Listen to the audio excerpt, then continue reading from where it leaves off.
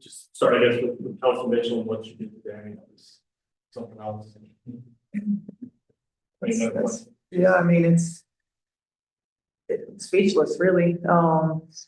You know, what, 0 for 7 in the first half and 4 points and just put us on her back.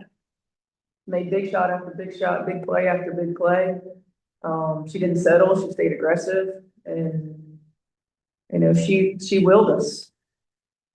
What is it about this group, the resiliency, things like what happened this quarter? What is it about them that seems to bring the best out of them?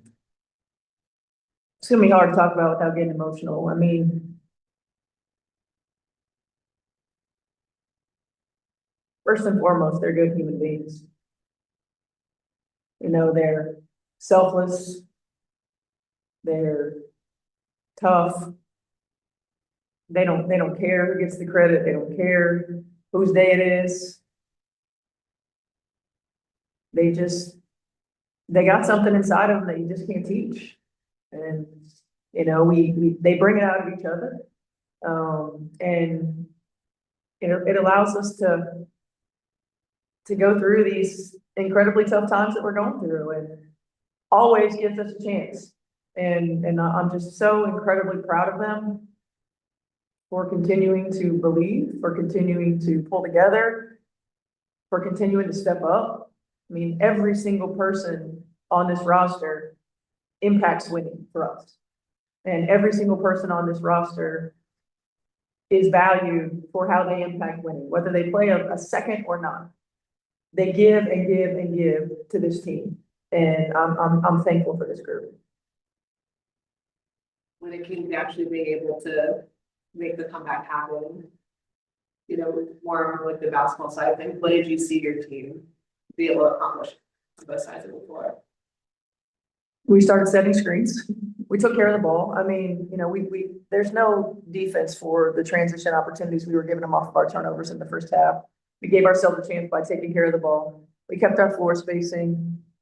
We stayed aggressive to the rim. You know, we forced them to defend multiple actions instead of just one.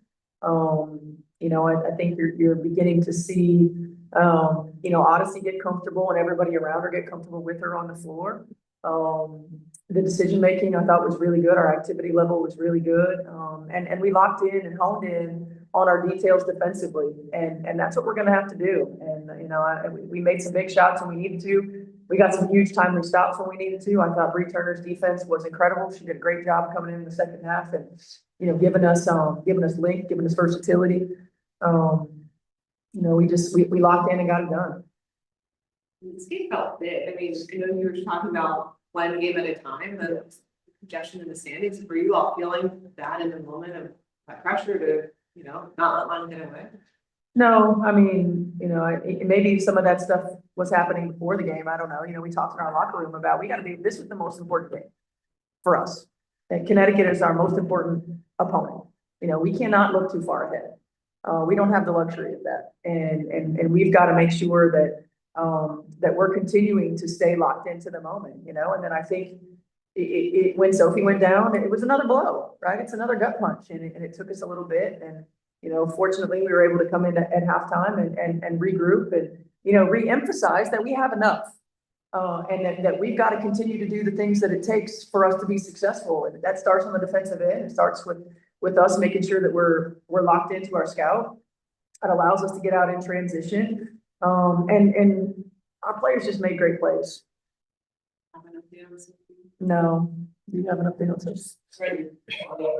No. Love to do more like ever. Yeah, MRI tomorrow. Sorry, what's going through your mind when you see her down like that and you know, you're jogging over there? I'm like, holy shit. I mean, you know, especially the way that she fell and, you know, how she was holding herself and how much pain she was in. You know, at the time, it's like crap. And then you go down there and you see her and it's like, okay, just want her to calm down and be able to regroup. And then it turns to problem solving, right? It's how do we put ourselves in position to win? What do we need to do? You know, I think maybe that's how I survive is going straight to problem solving. But, you know, again, this group is just, they're special and I'm thankful for them. Picking back up on my maybe practice. And I appreciate when she was sides and saying, Mhm. I think her clutch shots in the fourth minute of overtime helped contribute to this. You see the catches they clearly necessarily big shot. If you could just talk about her player shoes and what she's contributed since she's been here. Yeah, I mean, obviously, there's a reason that she's here. Her ability to break down defense, get to the rim, to be a playmaker for herself and for others. She's a scorer, and she's a scoring point guard, and we knew that we needed that. I felt like early she was being thrown in, and she might have been a little nervous, looked like a little nervous, little jitters, and I give Karima and Austin and Bree all coached her in AU. And give Karima a lot of credit. Karima had some conversation with her about, look, the reason that you're here is to be you. And talking about, how she impacts our team and how she can impact winning for us. And she's continued to get more comfortable and continued to get better. And she was huge for us. Not just her playmaking ability getting to the rim, but I mean, 19-7. Her ability to find the right read, her ability to manage the clock and game situation, in the fourth quarter and then overtime, it was big. We depend on her, and she's continuing to grow in her role with us. Yeah, I think that's one of the more reception. Yeah. But Oh, it meant a lot. I mean, there's so many special people here and so many special memories that I have, and whether it was walking out in the casino or, coming in and behind the halls here, pregame, just seeing so many friendly faces and in the stands, it melted my heart. I'm so thankful. Obviously, I didn't get to talk to Jen, but seeing Jen across the way too, I mean, it's a special place, and I'm grateful to have had my time here and thankful for all these familiar faces that I saw.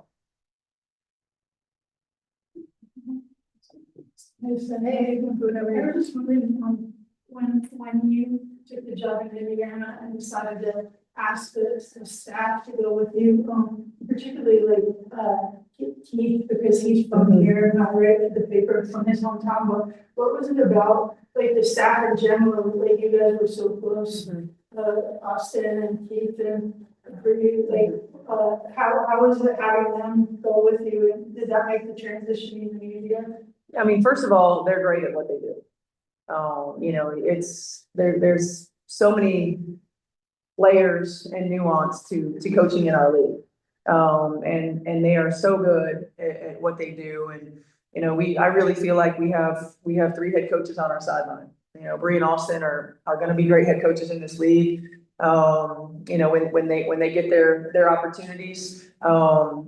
Keith, I didn't know if I'd be able to peel Keith away from Connecticut. He is absolutely excellent in player development and growing into, coaching role. I know that I have such a rich history and trust with everybody, with Karima, because Karima's how I met Austin. Austin and Bree, especially with those 3 right there, such a rich history. I trust them wholeheartedly. I believe in them wholeheartedly. And with Keith too, continuing to grow him into a coaching role while relying on him to help our players get better. He's got such a good rapport with players. He's got such a good communication style. He's so detailed in what he does. We have a great group, and when talking about our team being resilient, it's our staff too.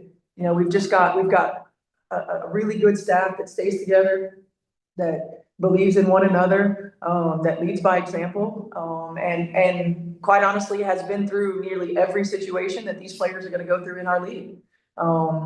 We've been here, we've played in it, we've done it, we've been through injury, we've been through all the things. So I'm just, again, continue to be incredibly grateful for the people that I'm surrounded by.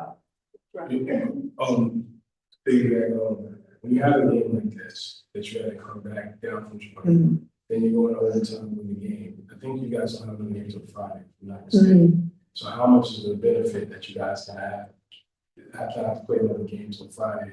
How does it benefit you for your players to get rested? Well, it's huge. I mean, I think we've, when you look at some of the standings and we played a game or 2 games, more than anybody else. We're kind of front loaded in some of the things that we did, and we need the rest, we need the recovery. We had players that played a lot of heavy minutes. So we need that, and we also need time to kind of recalibrate. After Phoenix, it was a quick turnaround to figure out, how we're gonna play without, Ari and Sid. And now we gotta figure out how we're gonna play without Zoe. And we've gotta figure out, who can play in certain roles, what are our substitution patterns gonna be? What kind of wrinkles can we throw out there? It doesn't get easier. And I think we come back and have Minnesota twice, right? So it's really good mentally, physically, and emotionally for us. And then it gives us practice time, which we're gonna need. Thank you. Thank you.